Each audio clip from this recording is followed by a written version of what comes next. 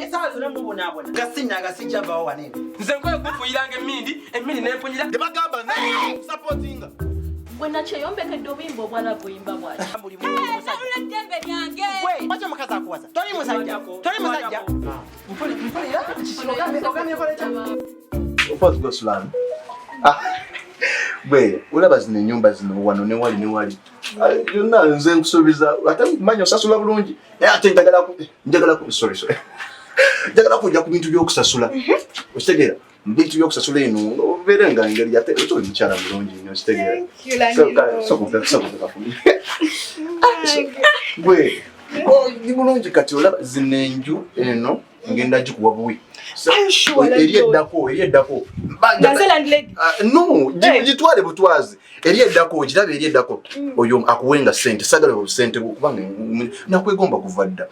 Mpozi eri esembayo oli ani? NALULE. Musirika tomogera.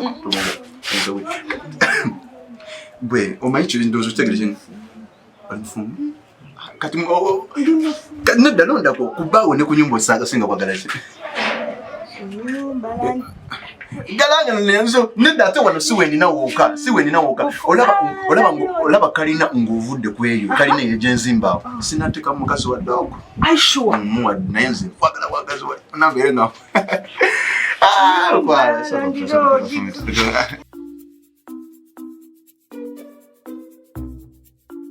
hey batereza atoyizo ze batereza batereza wanji yabo wanji so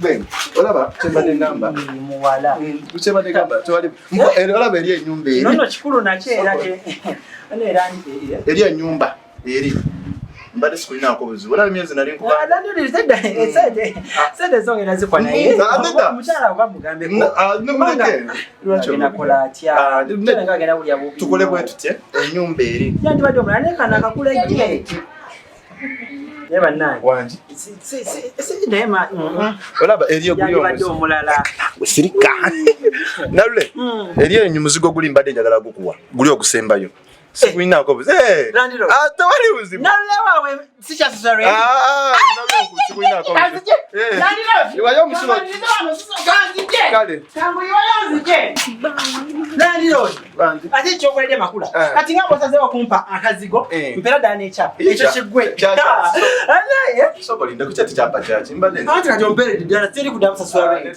echo chiba chiwe neda sola chiko ate chichi adi sola chiko akambi mama njaji kuwa tutele kaka kati mpe chapa mpe chichi gwe nawe wageze to bitegede yakuwa oli muchi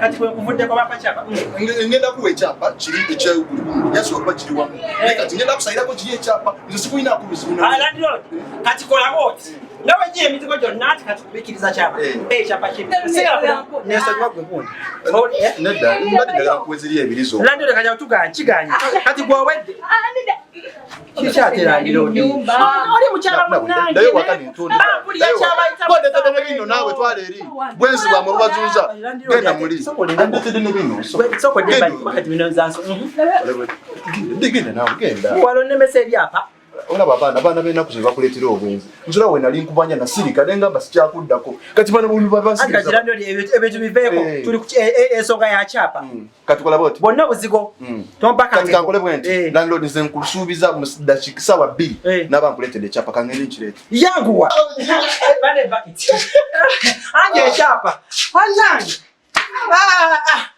era gwa wedi bawo yaje kukwani